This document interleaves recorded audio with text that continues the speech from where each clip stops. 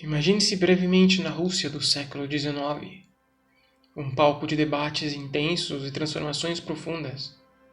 Neste cenário, Leon Trotsky, o brilhante intelectual marxista e revolucionário bolchevique, levanta questões ousadas sobre o destino da nação russa. Ele aponta para o primitivismo e a lentidão que caracterizam o desenvolvimento social russo, desencadeando uma discussão apaixonante entre intelectuais, a maioria deles socialistas, com raízes nas ideias europeias ocidentais. Depois da Revolução Francesa de 1789, a Europa Ocidental avançou em direção a um futuro utópico, enquanto a Rússia parecia estagnada. Os intelectuais russos se dividiam. Deveria o país seguir o caminho do capitalismo europeu, uma etapa de transição para o socialismo, como sugerido por Marx? Ou seria melhor uma ruptura brusca, levando à imediata transformação socialista? Essas discussões fervorosas se estenderiam por anos, dividindo mentes brilhantes e gerando mais conflitos do que respostas.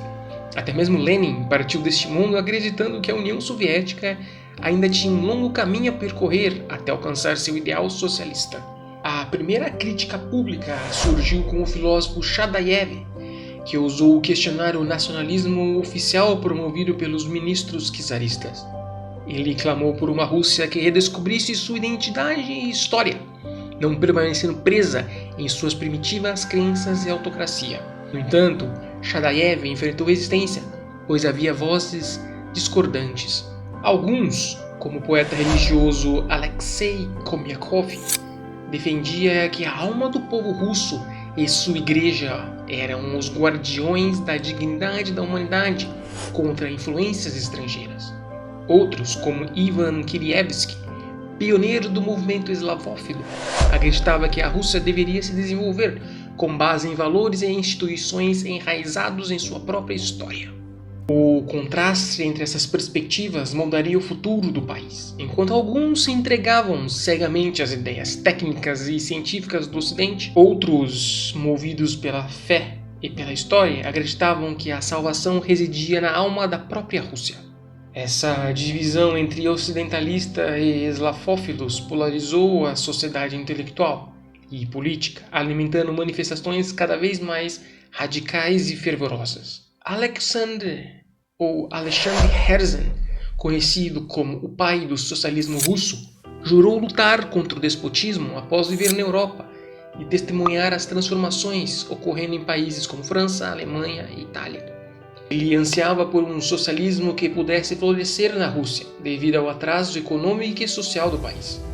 Herzen acreditava que a nação tinha todas as condições para alcançar o socialismo sem passar pela fase intermediária do capitalismo e da democracia burguesa. Quando Herzen permanecia no exílio em Londres, editando um jornal e incitando os jovens a interagir com os camponeses, Mikhail Bakunin emergiu como fundador do anarquismo russo. Bakunin nutria um ódio feroz por todas as formas de autoridade e obrigações. Ele abandonou seu país jovem e, em 1842, publicou um livro em Berlim que exaltava o desejo de destruição como um ato criativo. Bakunin acreditava que todas as instituições burguesas, como o Estado, a religião, a família, os bancos e o exército, deveriam ser destruídas em prol da liberdade da humanidade. No entanto, ele era surpreendentemente contrário ao comunismo, que via como a negação da liberdade. Seus sonhos se baseavam em uma sociedade futurista, organizada de maneira federativa e livre, com comunidades agrícolas e industriais. Herzen e Bakunin inspiravam uma geração a se unir ao povo russo, mas com motivações muito diferentes. Herzen os convocava para compartilhar conhecimentos e guiar o país rumo a um futuro melhor, enquanto Bakunin os incentivava a se tornarem apóstolos da rebelião, desafiando toda a autoridade opressiva. Nesse turbilhão de ideias, todos concordavam em dois pontos cruciais. A Rússia precisava mudar e o poder de transformação residia nos milhões de camponeses miseráveis. Alguns acreditavam que a mudança deveria ser pacífica, enquanto outros, como Gavrilovich Krnichevsky, defendiam a necessidade de uma revolução violenta. Neste cenário, indivíduos extremistas como Sergei Nechayev vislumbravam a possibilidade de derrubar o regime czarista.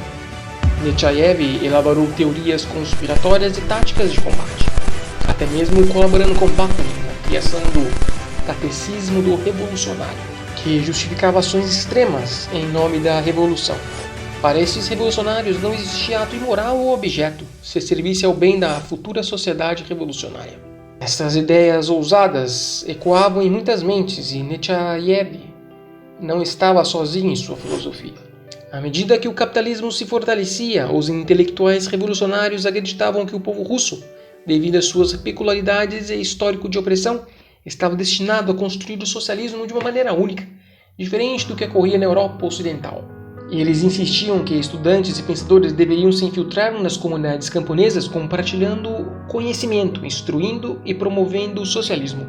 Essa tática de infiltração ganhou força entre 1870 e 1890. Jovens entusiastas do chamado nacionalismo popular foram às aldeias explicando aos camponeses as razões de sua miséria social e mobilizando-os contra a autocracia czarista. Os camponeses, fiéis ao czar, ficavam divididos entre o desejo de expropriar latifundiários abusivos e a devoção inabalável à figura do czar. A repressão policial cresceu, levando ao julgamento e condenação a centenas de revolucionários. Os que escaparam fundaram em 1886 uma organização ainda mais decidida, a Terra e Liberdade, considerado o primeiro partido revolucionário russo. Seu programa trazia demandas progressistas, como a distribuição de terras aos camponeses e a autonomia para as comunidades. A luta contra o regime czarista tomou formas cada vez mais violentas, com atentados contra altos dignatários e inclusive contra o próprio czar. Essa radicalização culminou na criação de um novo partido ainda mais violento, o Vontade Popular, que desafiaria implacavelmente o governo czarista, com consequências inevitáveis. A Rússia do século XIX estava à beira de uma revolução que mudaria o curso da história para sempre. Foi em 1881, após inúmeras tentativas frustradas, os revolucionários finalmente deram seu golpe principal. Terroristas finalmente alcançaram seu objetivo ao usarem uma bomba para assassinar o czar Alexandre II. No entanto, essa aparente vitória momentânea acabou se transformando em uma derrota terrível. O governo, tomado por uma fúria incontrolável, lançou uma implacável perseguição contra os líderes revolucionários. Eles foram caçados, capturados e o partido Vontade Popular forçado a se dissolver. Nas décadas seguintes, entre 1880 e 1890, pairava uma atmosfera de apatia insalubre, alimentada pelo pessimismo que se instalou entre a classe intelectual do país. Os visionários revolucionários não sabiam qual caminho seguir, pois as tentativas de doutrinar os camponeses provaram-se insuficientes, e os atos terroristas revelaram-se incapazes de derrubar o governo. No entanto, assim como a semente que germina em silêncio, o capitalismo estava atingindo seu apogeu. Com a virada do século e o surgimento de novos conflitos e insatisfações sociais e privações ainda mais intensas, novas oportunidades para a ação revolucionária estavam surgindo.